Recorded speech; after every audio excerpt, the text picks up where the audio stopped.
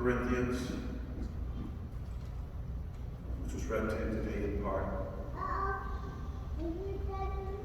He was literally restrained by chains on his body. Imprisonment in those days was something severe. His crime, speaking of Jesus, the Son of God, crucified and risen after death.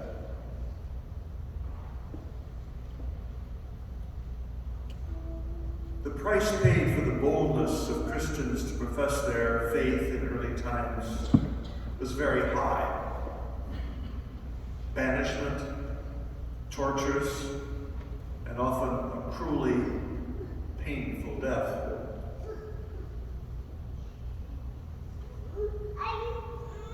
The Catholic Church was nourished with the blood of its saints,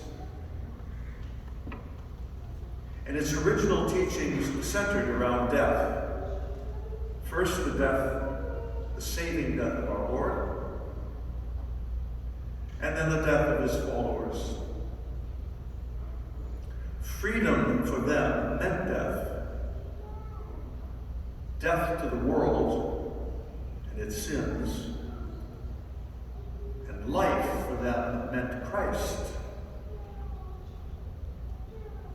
who gives the life that can never die. And so then it's not surprising that there was nothing more highly prized than their faith. This mental conviction of the truth of Christianity, this freedom of expression in the soul, is what overcame their sufferings and its pains inflicted upon their sensitive bodies. But this ill treatment they received was the norm, not the exception for Christians.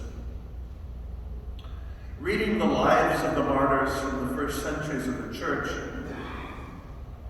we realize the merciless treatment and the butchering of many hundred Christians, all for declaring and insisting upon their religion, for the Catholic creed. It is deeply impressive and bracing to be reminded of the valor of our predecessors from those times. But it's also a fact that in the 20th century, not so long past, that the numbers of martyrs for the faith were in many thousands, exceeding the sum of the martyred Christians of all preceding centuries combined. The evidence of a fury released from hell to drown the church in the blood of her adherents and to eradicate the Catholic faith from the face of the earth. All of this, mind you, for something held in the mind and for someone, for Christ.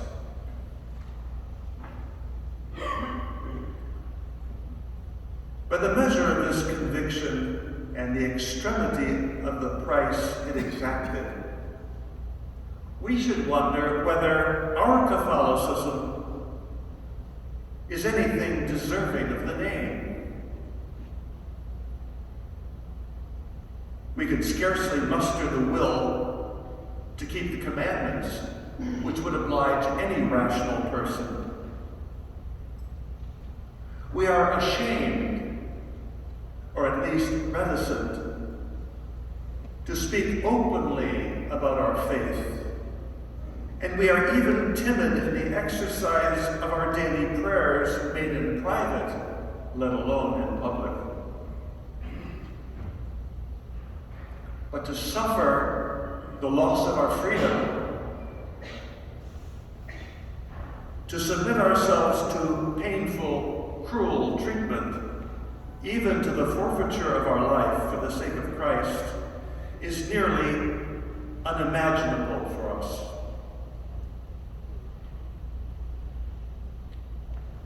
You will be hated by all men for my name's sake, but he that shall persevere unto the end shall be saved. I wonder whether there's enough Catholicism in us to be hated for our religion. We ought at least to have the honesty to admit our weakness and to pray God that he will supply the needed grace if and when we must confess our Catholicism openly, without equivocation, even unto death. You will all fall away because of me this night, he said. Peter answered, though they all fall away, I will not. This very night, you will deny me 3 times. Now, of course, this was before the graces of Pentecost. But did they neglect to tell you in your religious instruction that the very reason for confirmation is to have the manly strength of fortitude to profess and defend the Catholic faith even unto death? Did they tell you this? And if you were not so told, you were cheated, and the purpose of the sacrament was falsified to you. But even if you were deprived of that knowledge, you were still given the grace to hold fast to Christ and to the Church every day, right up to the moment of your last breath. Christians, we need to recover our pride. Pride not in ourselves, but in God, in Jesus our Lord. And like St. Paul, we must make his cross our boast, for it was the means of our redemption. In this country, we are on our way to losing our religious liberty as Christians. This is a punishment for our cowardice and our fumbling faith, for being ashamed of what we are and have been given as the everlasting inheritance from the martyrs. Our Lord said, everyone who acknowledges me before men, I also will acknowledge before my Father in heaven. But whoever denies me before men, I also will deny before my Father who is in heaven.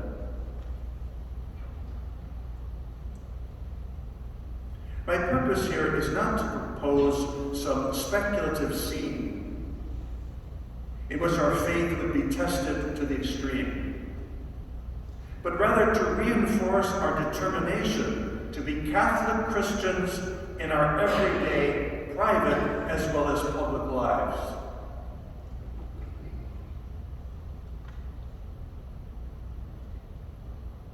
I want to conclude with a quotation of Blessed Francis Palau, someone I presume you've never heard of,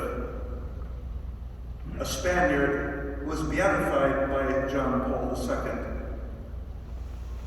because his words may well refer to our present state of affairs. He said this: